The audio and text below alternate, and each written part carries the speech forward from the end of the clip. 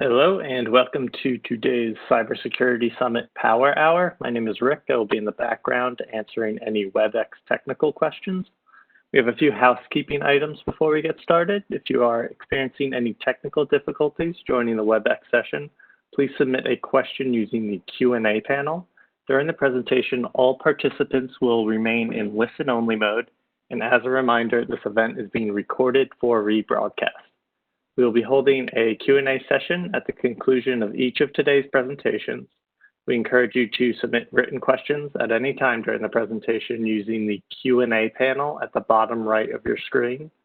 Please type your questions into the text field and hit send. Please keep the drop down as all panelists. With that, we invite you to sit back, relax, and enjoy today's presentation. I would now like to introduce Bradford Grand, CEO of the Cybersecurity Summit. Bradford, you have the floor. Wonderful. Thank you so much. And thank you, panelists, and thank you, all the delegates for joining us. I see that you guys are looking at the counter right now. We have hundreds of people that are now joining us, and we welcome you again. We know that there are many webcasts and webinars out there to choose from, and we thank you for your time today. We're going to address many of the situations that are affecting us all. We've got some wonderful speakers. Obviously, we're kicking off with the FBI, with Jody Corbett, Supervisory Special Agent from the DC office over there, and he'll be able to answer and address any of your questions. And if we can't get to your questions, feel free to submit them in the chat box, and then I'll forward them personally to the agent, and then he'll certainly get back to you. Right after that, we've got some experts from Checkpoint and Iovations, and then our final presentation will be from the Department of Homeland Security, the CISA division, and they're going to talk about a lot of the complimentary free tools that you and every one of us have that's already been paid for by taxpayer money that can actually help you do penetration testing and check out your security environment at your office or potentially your home if you're working from there, because so many of us are now working from home, as you can see. So without further ado, let's bring on Special Supervisory Agent Corbett. You have the floor, and thank you so much for joining us. Absolutely. Hey, thank you so much for having me. I appreciate it.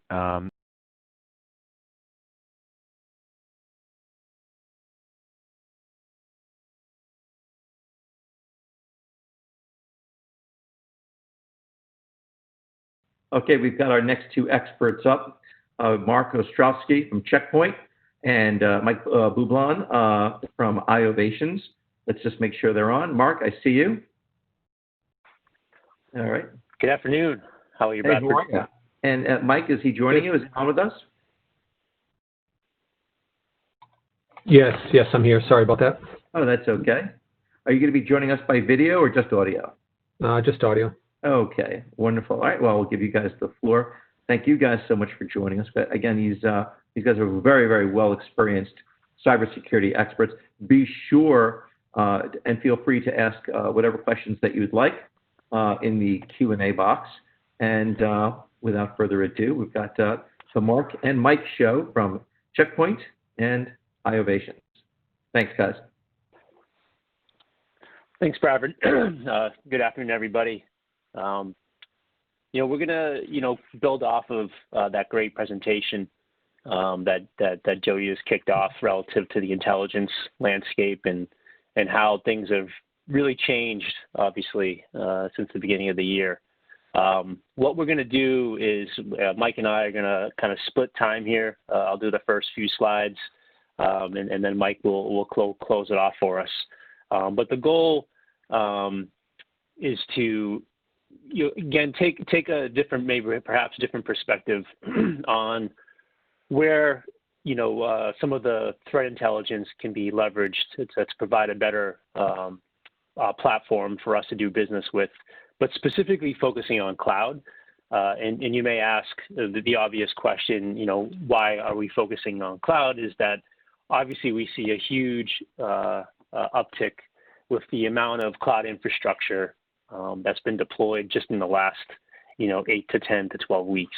And with that deployment, what we've seen is that there's been a significant gap both in the ability to gain visibility into that infrastructure, but more importantly, So a lot of the points that Jody made is that there's the gaps also exist relative to the intelligence that is being gathered as this shift left into these cloud-based environments that happen very, very quickly, for obvious reasons as we all work from home or work from anywhere. So when we talk about multi-cloud security, I think it's just good to kind of break it down into its pieces a little bit before we get into the actual intelligence pieces and what that could look like.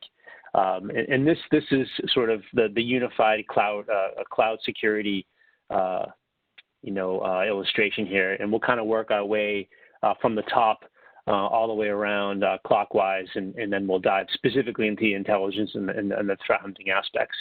So, obviously when you talk about multi-cloud security, you've got the private side and the public side, pretty self-explanatory. And again, what we see, and Mike and I, both of our organizations, is we see obviously this rampant adoption of public cloud.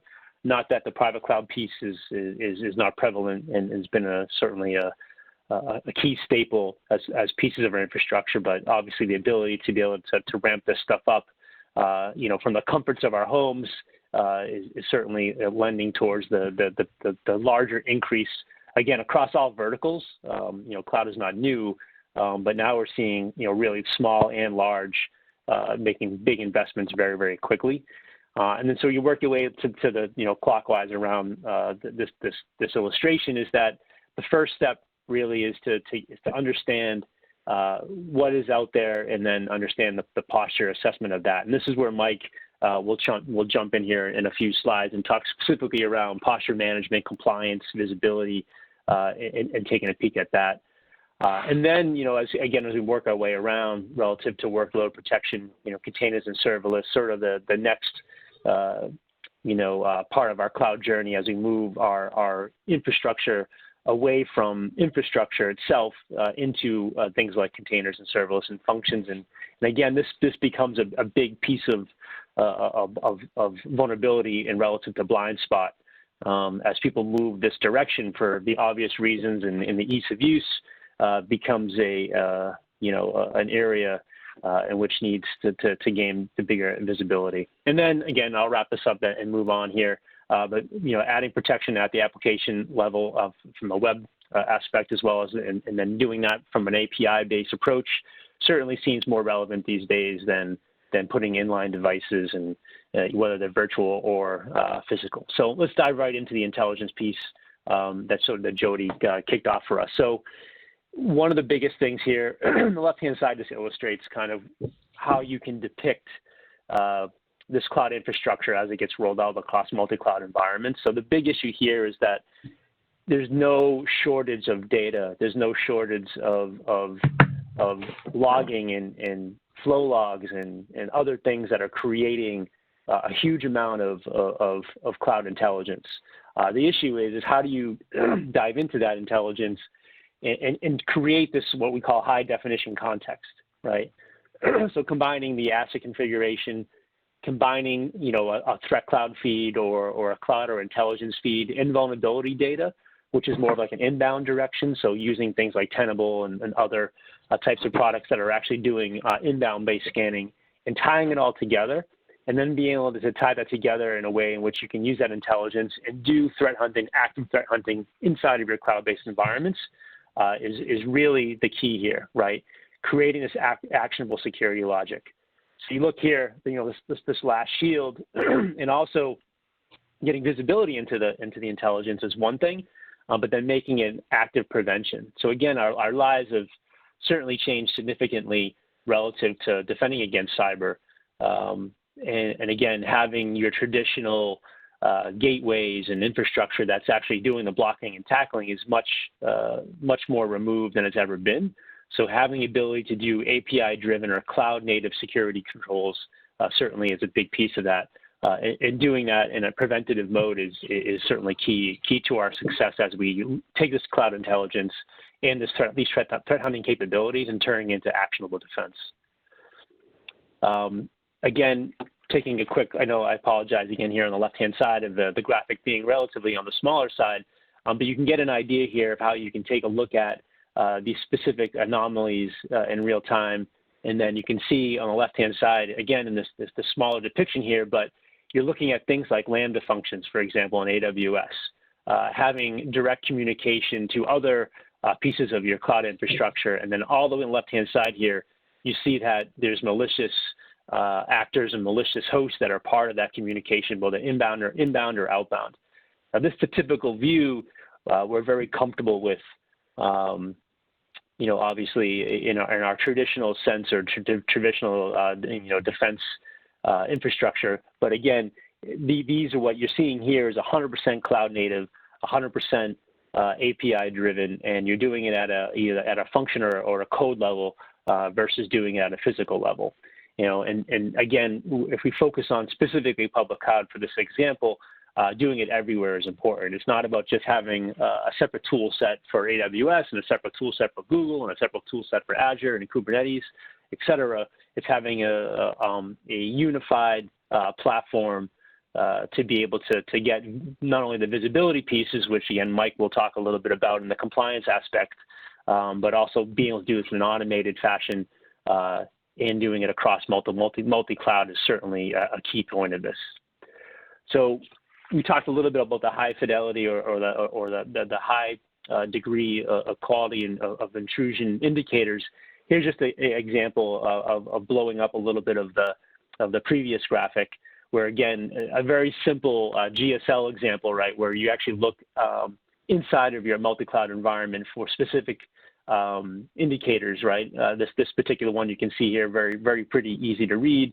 That any destination source of destination to a Lambda function that potentially has malicious traffic is the source of this particular example, and you can see right away that you have this specific Lambda function that is actually having conversations both to external hosts, but also hosts that have been layered on top of enriched IOCs relative to these endpoints, and then you can see that we can very quickly both alert, identify visually, and then quarantine those particular communications between that specific function that perhaps may be, exist inside of AWS. In this example, talking to a malicious host. This is the type of data and the enriched components that we expect that most folks will need to have better access to as these environments shift more to the left and to the cloud. So second to last slide here before I hand over to Mike. But you can see these are some of the things that if you were to bullet them out that we look at that are important. So everything needs to be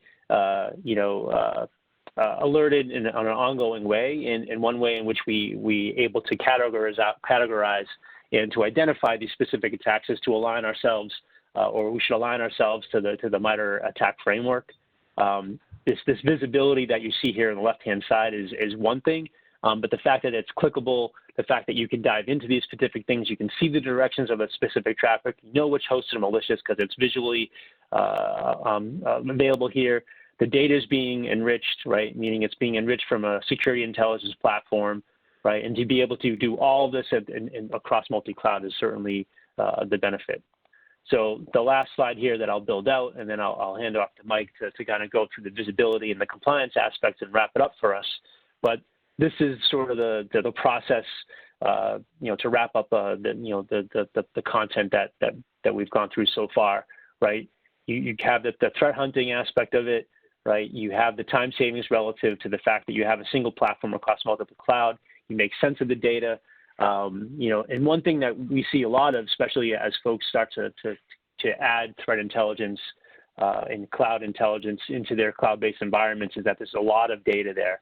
There's certainly, again, no shortage of the amount of data. So using tools that can make sense of the large big data issue, and then send just specific components and specific logs to outbound SIM products and focus on those enriched logs is a key aspect.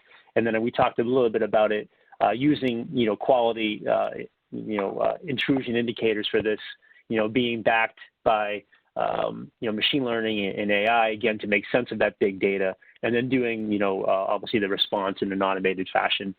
These things certainly come into play when we least expect it. And if you're not automating the response as well as of the detection and prevention, then certainly a lot of things are being missed.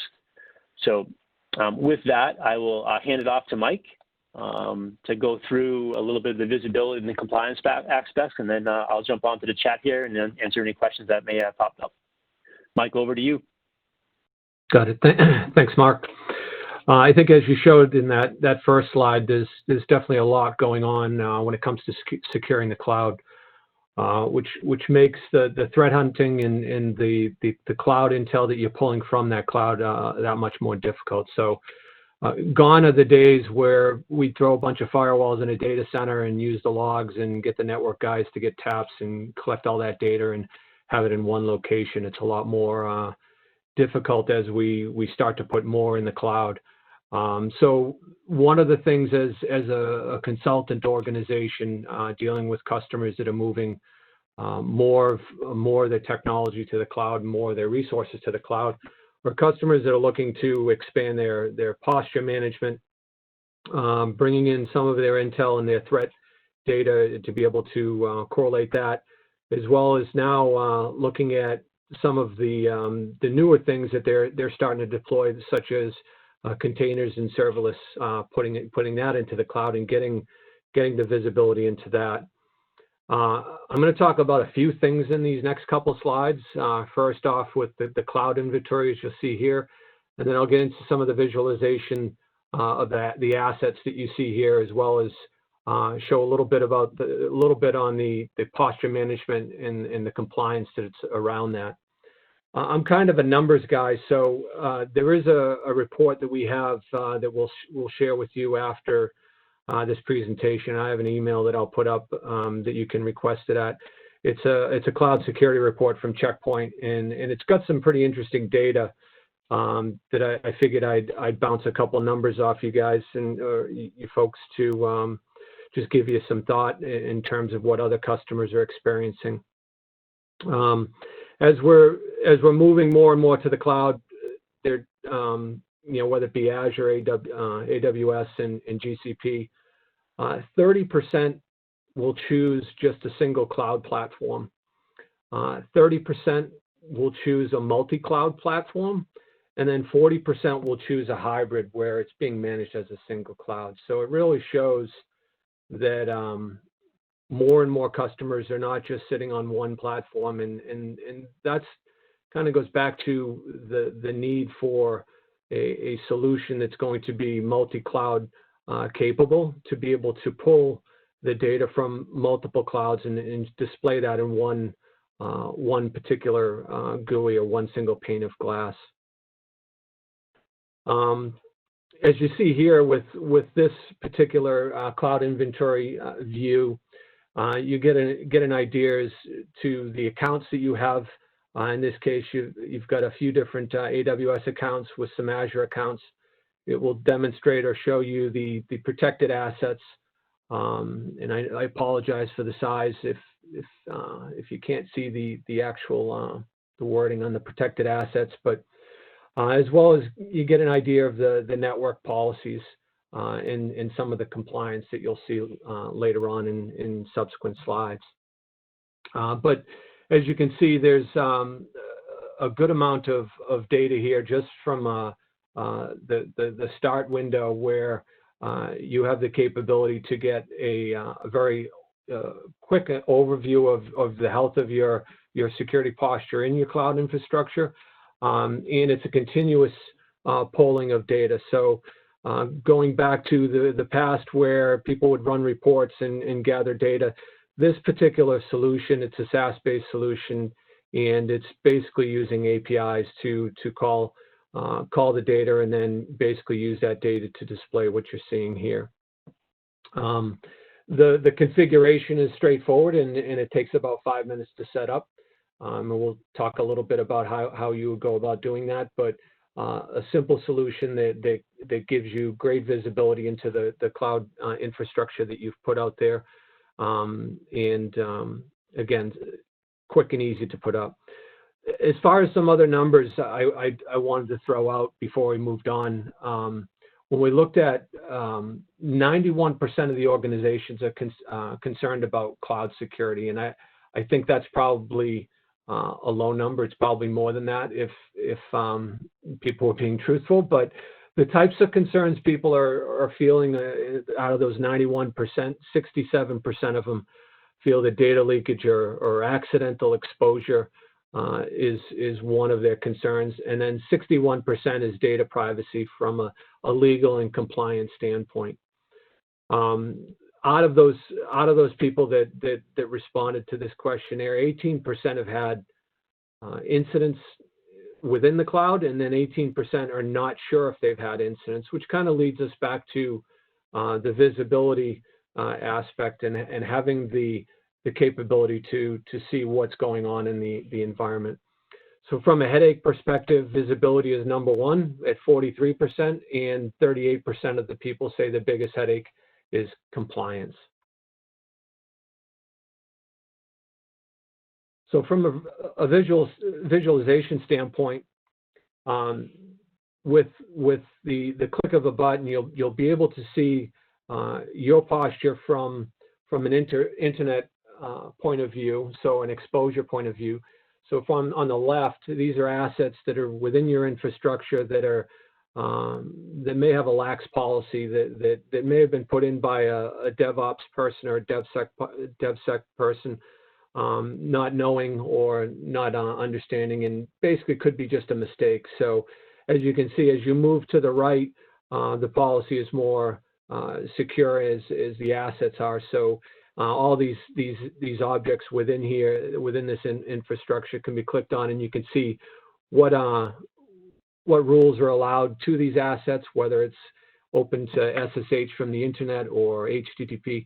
And from there, you can basically do a sanity check on the rules that have been put in place by potentially another group that's managing that policy. I think one of the biggest challenges we see for companies, gone are the days of your traditional security group where you had a firewall engineer or you had a security team and a network team. Now the cloud is owned by somebody different, and they may be reporting to somebody different. And in turn, you have people running security rules that are writing security rules that maybe not trained to do so, and therefore there needs to be some level of inspection, and this is where this particular product comes into play. So from a posture and compliance standpoint, you can, if you take a look at a quick question out there, if you look at the countless hours and days and weeks of building reports for the compliance teams, as customers move to the cloud, how is that done now today, and how easy is it to generate a compliance report for your compliance people as you shift your infrastructure to the cloud? So with this particular product, as you can see, there's about 40 different frameworks that are supported with over 1,800 rules, and having the capability to create your own rules based on the data. So you may have examples of wanting specific rules that you want to check in on a regular basis, and if something deviates from that, it can raise a flag, run a report, and give you an email that shows that you're out of your own compliance or out of compliance for NIST or GDPR or PCI, etc. So in addition to that, the product will give you the capability to look at these failed rules and see what needs to change in order to make it compliant. So it's a simple click of a button, and the technology will give you a full view of what exactly needs to change within the infrastructure. And then also, as Mark mentioned earlier, there's some bots that have the capability to go out and change and remediate automatically. So while we do have read access, we can do read-write access and create rules that will secure the environment in the event somebody goes in and makes a change. You can also create exceptions and give people access for a certain amount of time while they make their policy changes or make their infrastructure changes.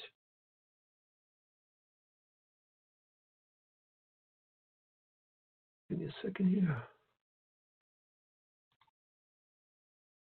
So from a compliance rule set perspective, there's again multiple groups. This is just a sampling of the CIS compliance rule sets, and again you can also build your own rule sets, and these can be run automatically and then sent to your compliance department or sent to individuals within the organization. And then you can have the capability to look at the dashboard from a quick view to see whether or not anything's changed from a compliance standpoint if somebody else is running the security infrastructure. On the NIST side of the house, there's also some NIST compliance rule sets, just a sampling of what's there, having the same capability to run in addition to the reports, but also run exclusions and building out your own policies as needed. So as we look at Mark kind of giving us the insight in terms of the threat intel that's being fed in, et cetera. The important thing to take away here is the enriched data that's coming into this, whether it be through intel feeds, through scanners, asset in cloud configurations through the APIs that are being pulled, as well as flow logs and CloudTrail logs. So all this data, which isn't a simple endeavor to pull out of the cloud, is all done automatically and seamlessly through the product. And then having the capability to comply with your compliance rules based on what your company requires, as well as your best practices. There's a significant amount of policies or rules that have been written for AWS, Azure, GCP best practices that are defined, so that you don't have to go out and dig to figure out what a best practice would be in your eyes, but they've already been written, so you can follow what's been done through the experts that have been doing this for a number of years.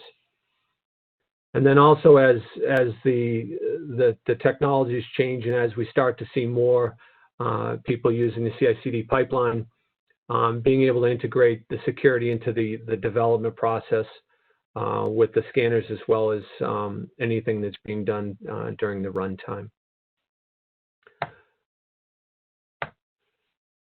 With that, I think, I just wanted to wrap up with a couple things. Number one, if you're interested in taking a look at this solution with iOvations as well as Checkpoint, we'd enjoy the time spent if you could send us an email at events@iovation.com. I believe Bradford's going to be shooting that email out, and if you sign up for an eval there, we'll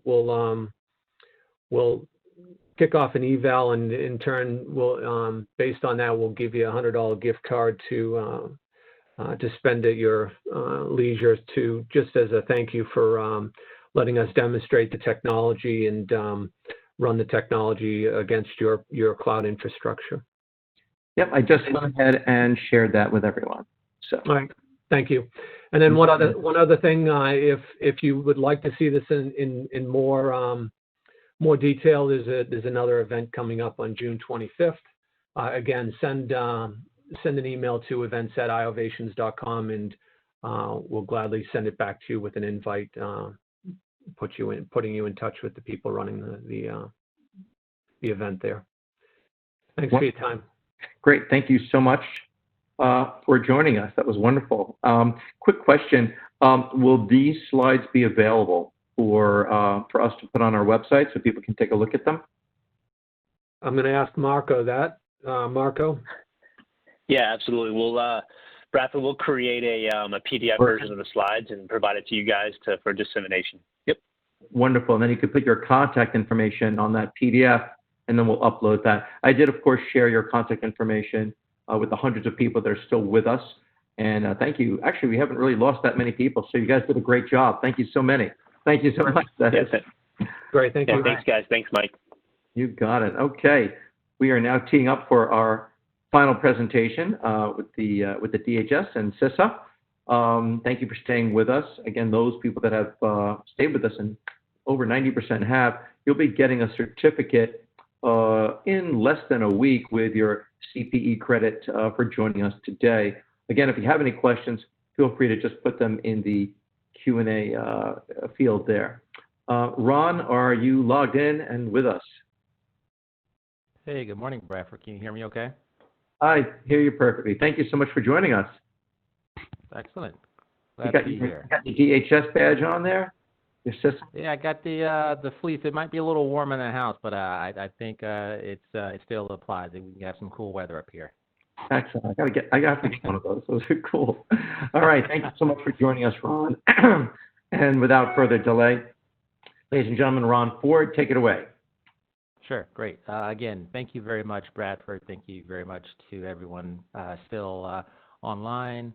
Again, my name is Ron Ford. I serve as the Cybersecurity Advisor for New England, Region 1, and I'll say our name once, the Cybersecurity and Infrastructure Security Agency, also known as CISA. And CISA has been around for approximately over 15 years, pretty much with the same purpose, to help to protect and assist and support critical infrastructure, both public and private, in terms of being ready from physical attacks as well as cyber attacks. So with greater emphasis now on that, it's really become our mission and helps to reemphasize our mission in terms of engaging with public and private sector organizations, helping to understand what risks lie out there, as well as working with you all and our agency partners around the nation to ensure that we're ready and we're prepared that if and when a disruption happens, whether it's intentional or unintentional, that we can all bounce back and get back to normal business functions. All right, let's see here.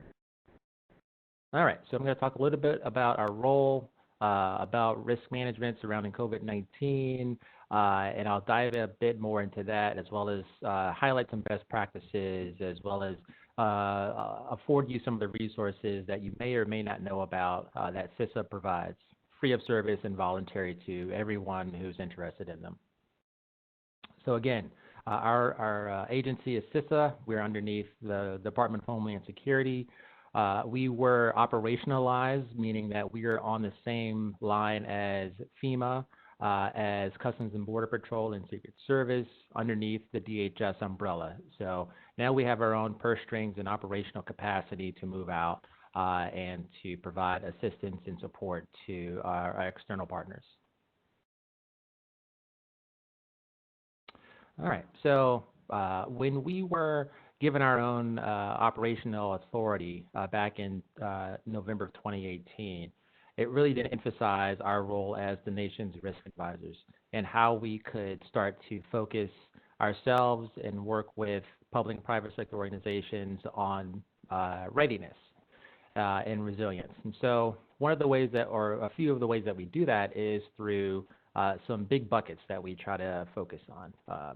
The first one is federal network protection, a comprehensive cyber protection, infrastructure resilience, and field operations. And the last one is emergency communications. So if you think about emergency 911, we really do try to help provide resources both at the state and at the local levels. So we have a lot of big buckets to fill, but we try to do that with kind of the last mile of resources and personnel. So I'm one of those resources that you can come to rely on and depend on for communication, information sharing, and assistance if and when you are going through some type of disruption, or if you want to learn more about what you can do to prepare yourselves if and when something does happen. So if you're looking at providing more technical solutions, we can support that in terms of getting our opinions and our insight on it. Or if you're looking at more kind of strategic, more policy-focused aspirations, we're also available and accessible to also help with that as well.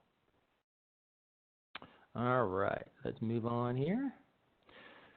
So today's threat landscape. Back when we started to present these slides, the threat landscape was not as, I think, as heightened as it is right now with the civil unrest, the various acts of terrorism or the potential threats of that, the insider threats, the pandemics. So now that everything is kind of coming to a head, I think it really does, this slide in our agency's focus really is important and is reemphasized now. So if you haven't heard of CISA, I'll provide you with several links at the end. Feel free to go to that and see what we are actually doing to support, and assist with public and private sector organizations. All right, so I'll go a little bit over my role. So I serve as the cybersecurity advisor here in Region 1, which is New England. We have cybersecurity advisors geographically located across the country. And essentially, our mission falls into several big buckets. So we do assessments. We provide critical infrastructure risk assessments, focusing both on the technical network services as well as I mentioned before, we look at more strategic maturity and operational efforts that are going on. So if you're looking more for, how does cybersecurity fit within your risk management structure, your framework, we're able to provide you with some insight and guidance on what CISA thinks that the cybersecurity threats might be for your certain sector, your certain industry, as well as if you're looking more towards, and I know it was mentioned earlier about network, network guidance and penetration testing and all these technical operational aspirations. We're also one of the tools in the toolkit that you can also utilize as well. All of our services are provided at no cost. They're all voluntary. CISA holds no regulatory authority. The only part of DHS that has regulatory obligation is within the chemical hazards arena. So again, we go and promote best practices. We build, capacity. We engage. I do a lot of talking and traveling when we could travel. We educate. That's probably the biggest thing that we do is we provide education. It's informing the public, informing private sector partners, and raising awareness. We also have to do a little bit of listening also with that. So a lot of my time is also listening to the challenges, listening to the best practices, listening and getting lessons learned back from you all to understand, how can DHS and how can CISA be better custodians, better stewards to the public and to the private sectors so that we can all be much more prepared and more refined and better prepared when there is something that is disrupting critical services. The last part is coordinating. We do a little bit of incident coordination from my standpoint. We have our technical services teams, and I call them the cool kids, with who come in with the jeans and the hoodies, and they bang on the keyboards. I don't do that, but I wish I could.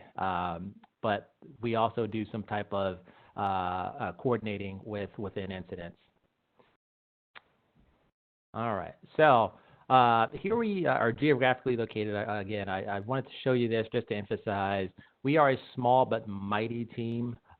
We do have the backing of the federal government with our federal partners within each section of the country. We work a lot with FBI, with Secret Service, with Health and Human Services, all of the big letter agencies that you probably think of, we are intimately involved in and partnered with, as well as at the local, state and local levels as well. So if you're interested in learning more about who your cybersecurity advisor in your region might be, please feel free to go to cyberadvisor at cisa.dhs.gov.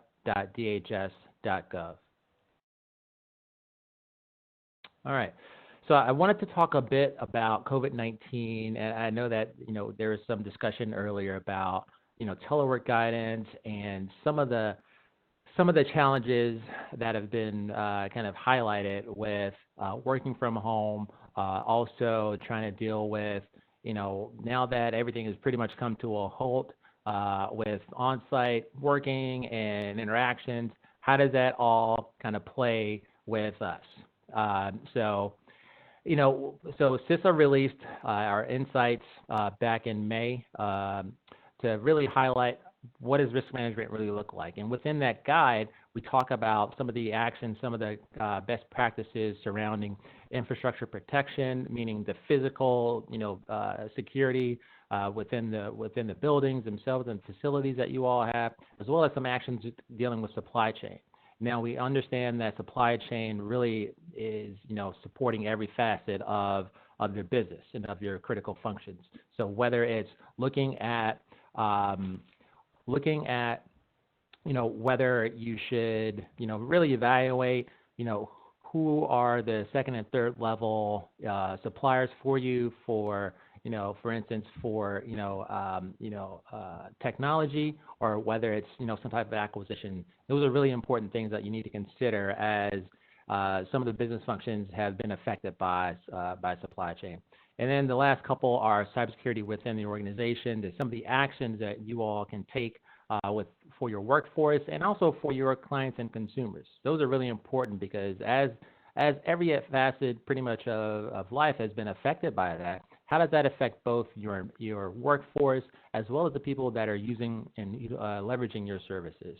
So if you're interested, you can learn more about it. You can go to CISA.gov/coronavirus to learn more about that as well. The second thing I wanted to talk about was the essentials that CISA recently released back in early June. It feels like we're in mid-June right now, and every day seems to kind of flow into the next day and be kind of be a Groundhog's Day type of situation here. But I really want to emphasize that CISA has really tried to organize ourselves around how can we provide meaningful resources to external partners. And so one of the first ways that we've done this is we are looking at providing a toolkit for you all. So the Cyber Essentials Toolkit. I have the link here. If you want to take a picture or do a screenshot, please feel free. These slides will be available to you all as well. We provided a Cyber Essentials Toolkit as a way for external partners to start to kind of step through what does it mean to be ready and prepared that, if and when something does happen, you have certain things in place that will help to lessen the impact of that type of disruption. I've also pointed out a couple of other things here about, you can also, if you're interested in learning more about staying safe online, we also have partnered with the National Cybersecurity Alliance. Their web address is here. It's called staysafeonline.org. They also provide with us, they provided some resources and materials as well that you can all take advantage of. Also, with working from home, it brings into question, and also kind of, with reopening of the communities and different businesses, it also brings to question, long term, how does this model really work out? Is there going to be some type of hybrid model that we all can utilize, or are we going to have a staggered type of process where we only have certain employees or certain workforce that go in to the physical office on certain days? But it also brings into question about, how organizations have been stress tested, with COVID-19 and the guidelines that have been put in place. It really does try to emphasize the importance of, now that organizations have been able to roll out, virtual private networks, deploy IT in a expedited manner. How does that affect the workload of your IT staff, as well as whoever you're outsourcing with, and management as well? How does that all really impact kind of long term how businesses will function? Now that you've been able to have, a majority of the workforce work from home now, how does that really impact, on-site, meetings or on-site interactions with, with the internal workforce, as well as understanding that some of the workload might not change for the foreseeable future, but also looking at management of that. How can you start to really develop a new normal, for your customers as well as for your internal staff as well. So the cyber threat landscape, and I think we've really foot stomped this so far through the Power Hour so far. I like pictures, so I threw some pictures up here. But again, the threat landscape is continuing to expand. The Internet of Things is here. We are becoming more connected every single second, every single day of every single hour, for better or for worse. It gives us more access to information, but it also introduces us to a much wider net of cyber threats, whether it's you updating your refrigerator to buy more eggs, or if it's self-driving cars, or you're speaking to your smart home device, about playing that certain song or learning the new fact of the day. All these different technologies also present us with different risks, and we have to ensure that those devices are protected within our own network.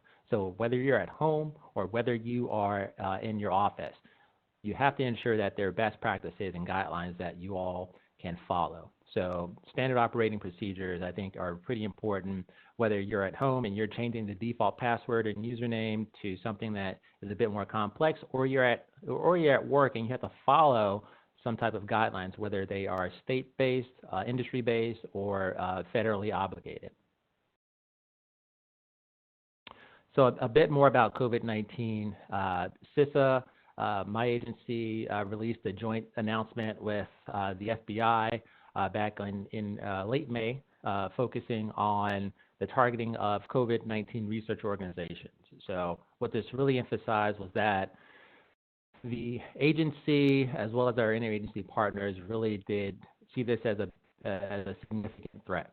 And one of the ways that we tried to emphasize that was starting to reach out to a lot of the healthcare partners. So what we started to do is we started to reach out to our healthcare partners to emphasize, if they haven't been aware of the cyber threats, that we could make that more clear to them, as well as providing resources to them as well.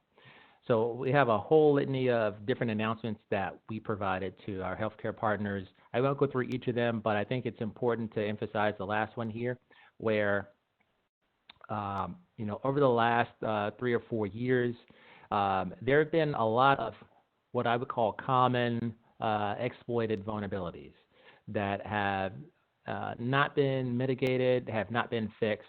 They're pretty prevalent, they're pretty consistent. So back on May the 12th, CISA and the FBI published a joint cyber alert focusing on the top 10 most exploited vulnerabilities between 2016 and 2019.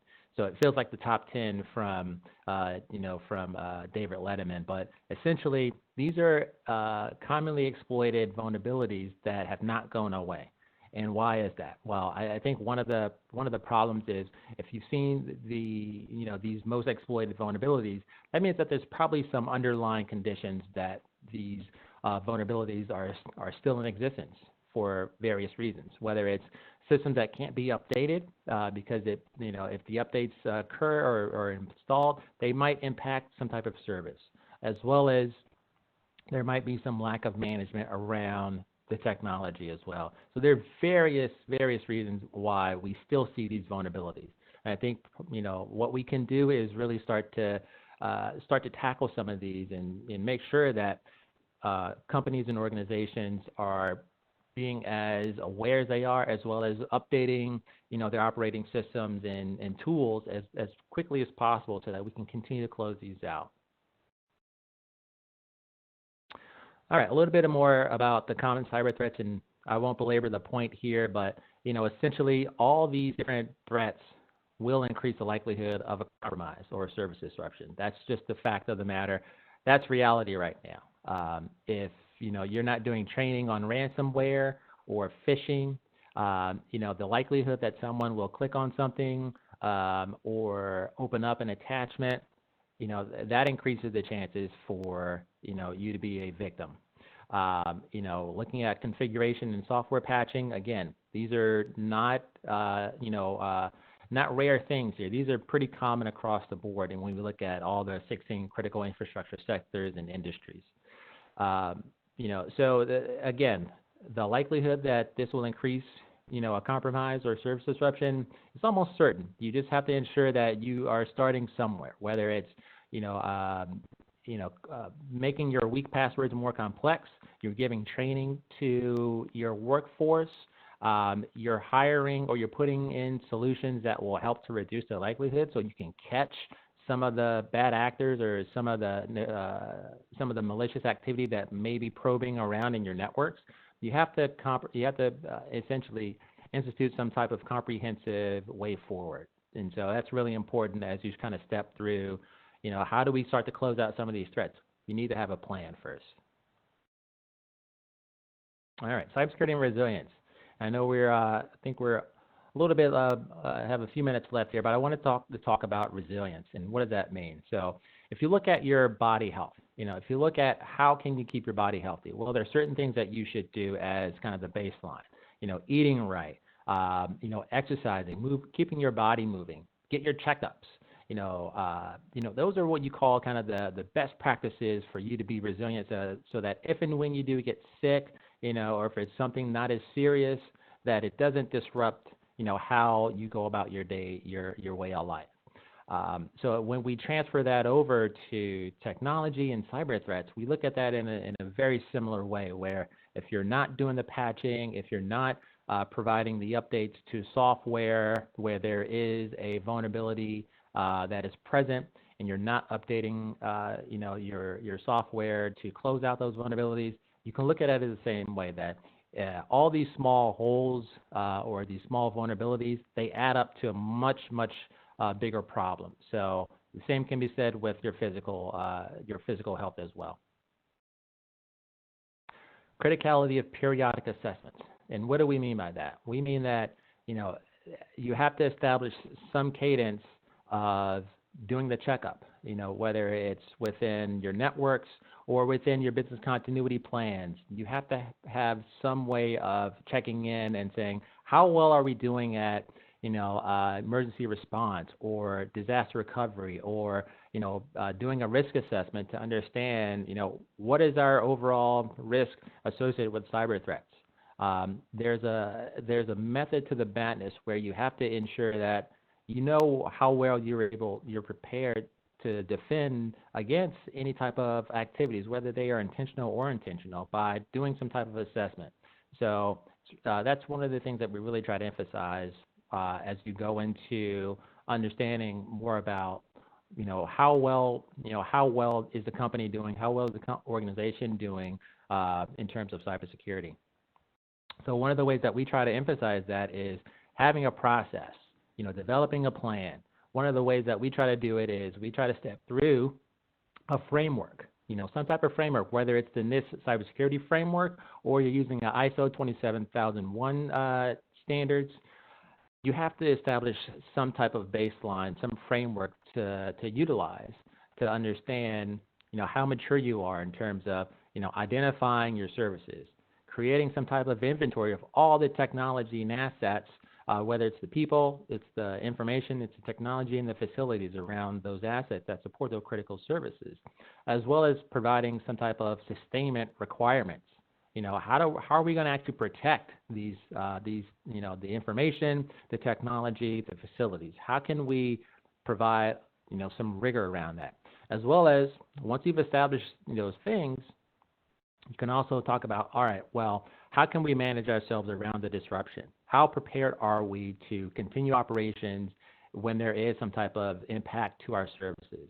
And the last part of that is, now that you've understood how well you did through some of these things, or you've got all these different pieces established, now we need to go and exercise and figure out how well we actually are prepared to sustain ourselves and defend against, those types of disruptions. So again, it's a process. It doesn't start, with one piece. You have to continue on a track for understanding how resilient you are, how prepared you are. So that's why we really do emphasize, if you're going to start somewhere, start with a framework, whether it's the NIST cybersecurity framework or whether it's an industry best practice that you have learned about, whether it's from the Center for Internet Security or it's from the ISO world. All right, I'm going to briefly go through this. So CISA, we offer at no cost all voluntary services to you all. So we have both our cybersecurity advisors, which is me, as well as our protective security advisors who also provide physical security assessments. So if you think about the gates, guards, and guns type of assessments, active shooter training, they provide that as well. Now I'm going to step a little bit into my range of services and assessments that we provide. So again, if you're looking more at, trying to close the gap on how strategic, you are in terms of looking at, how can we start to really focus and harness, our cybersecurity efforts? Well, we need to have a plan. What's the strategy that we ultimately want to imply or apply? And what's the goal that we want to do? What's the goal that we want to achieve? So we have those strategic assessments as well as some of our technical network services that looks at, how operationally are you ready? Do you know what's on the network? Do you know what vulnerabilities are out there? Do you have any vulnerability scanning capabilities that you can perform, tune, configure properly so that you can start to focus on closing out some of those, low-hanging vulnerabilities that have been sitting out there for an extended amount of time? Best practices, and I'll wrap this up in a bit. Essentially, we want you to make your own luck. How do you make your own luck? Well, you need to have certain things in place. These are just some of the things. These are not all inclusive, but we really do emphasize having leadership helping to own the issue. It's just not, the network engineer or the lead IT architect's issue. This is a company-wide issue. This is an organizational issue that needs to be supported, as well as blocking, doing some good cyber hygiene. Again, I talked about, being resilient, having that whole body, holistic approach to being resilient. You have to start somewhere. Risk management, how much is the organization willing to accept? What can you transfer? What can you offload? Being prepared, you have to exercise. If you're not exercising now, you need to think about it. Now is the time where we're all in this certain level of, chaos and turbulence with working from home, both, from the top of leadership all the way down to, to the lower level staff. We're all working in this situation where we're all being stress tested. This is a great opportunity to start that conversation, if you haven't, about now that we've started to establish some type of normalcy with working, remotely.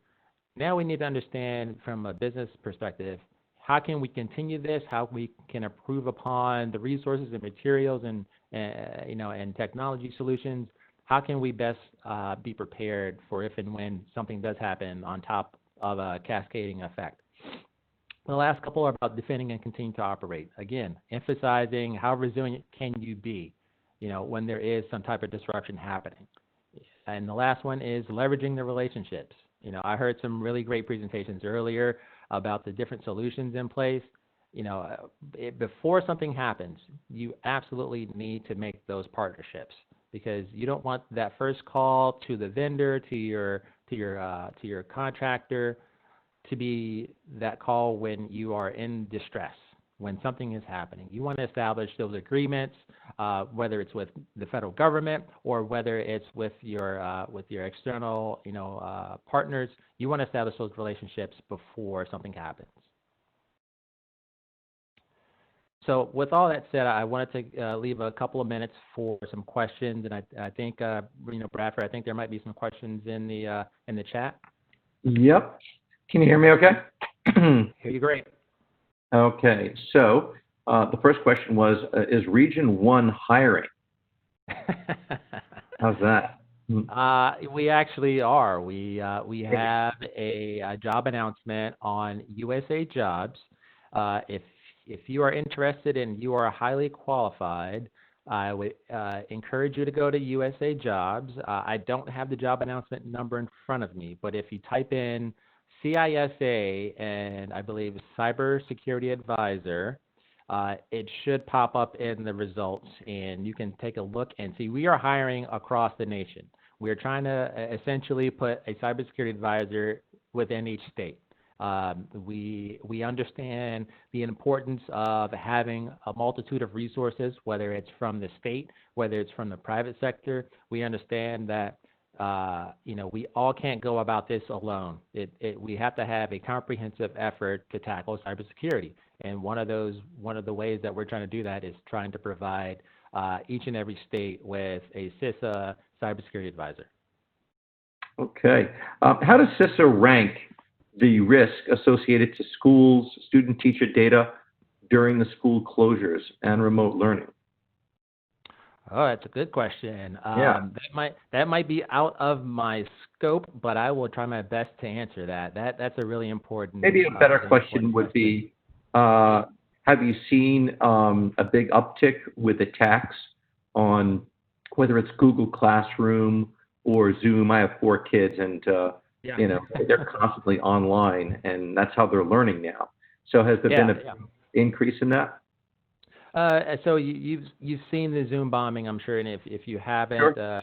For your partners out there, there have been targeted attacks against the Zoom platform, going back at least a couple of months, where I would say some fairly savvy people, started to do, some searching around the internet and using some command line searching on what Zoom meetings were open, meaning that they didn't have any password or any types of protections in place that they can just join. And so I know that Zoom has been a target. Since then, they have done some updates where they require you to actually put in passwords, as well as ensuring that you have a lobby where people can log on to the session, but they are not allowed into the chat room or the room before the presenter allows them to. So I know that with Zoom, with Teams, with Google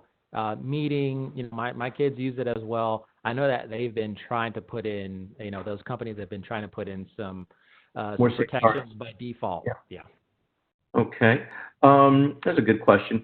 Just curious how other organizations who have had their employees working remotely for months now, how do they remain compliant with business continuity requirements? Yeah, it's a great question. Yeah. I think that with the companies and organizations that had the capability to allow for remote work, I think that they most likely have had those processes in place before. I think the scale of working from home has now really emphasized, how can you continue to be in compliance with that? So whether it's through secure VPNs, making sure that you are able to what we call sandbox, certain platforms, certain applications. I think that, again, this has stress tested a lot of organizations with regard to that. So I think the continuity of operations aspect of this has really been a big piece and big challenge for a lot of organizations. Some of them have done great, and some are continuing to improve upon that, because I think, this is going to be a long-term situation. I think we're going to go into the fall with this as well. Yeah, definitely. And there has been talk that companies are now investing in critical infrastructure with their remote employees, giving them better routers, or just requiring VPN usage, giving them that firewall that's in the office but not in the home. Right now, our firewall is the small router that the cable service provider gave you. So certainly opens it up for cybercrime.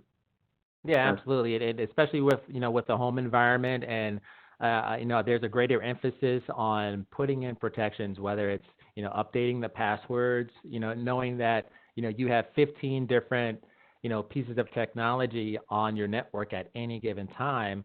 Our home routers they are prepared for that, but I think there's been a greater emphasis on network capacity as well, with on the residential side with our internet service providers. Sure. I think from an entrepreneurial viewpoint, I think that's it's amazing growth sector if you think about it. Tens of millions of people are now working from home, and it'll be interesting to have some type of a home device that would kind of secure your environment there. As it currently exists in all of the empty office buildings right now. So that'll be interesting. Ron, thank you so much again for joining us and giving us our security briefing. We are right on time, so thank you again. Thank you for Absolutely. your service to our country. You're a great speaker. We always get good reviews from you, so we look forward to hearing from you guys again, and great work. All right, thank you. You got it. And just to let everyone know who is still on, our next cyber briefing will be also with the DHS. It'll be in 2 days, and that will be on the 11th of June, in 2 days. And that'll be also for the Northeast region, specifically for the New York, New Jersey, and Connecticut area. We will actually have kicking off the U.S. Secret Service. That will be our keynote in 2 days, same time as well, 10:30. You could register on Cyber Summit USA. We will have experts from White Ops and from Checkpoint once again.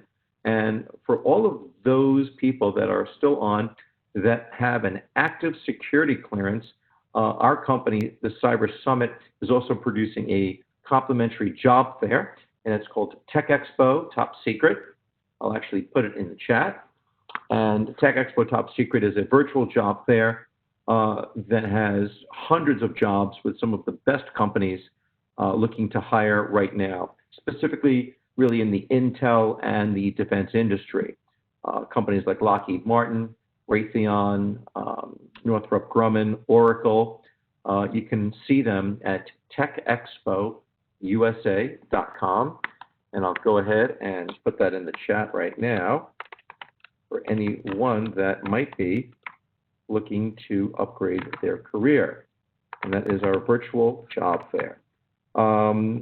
Again, thank you so much for joining us. And we look forward to having you join us again. Next month, we'll be doing a final Power Hour in your region in July. You can check back on cybersummitusa.com for details on that. And in 2021, we will be returning to live conferences, hopefully all around the country and beyond. So again, thank you so much for joining us. And on behalf of the team, stay safe, stay healthy, and you take care. Bye-bye.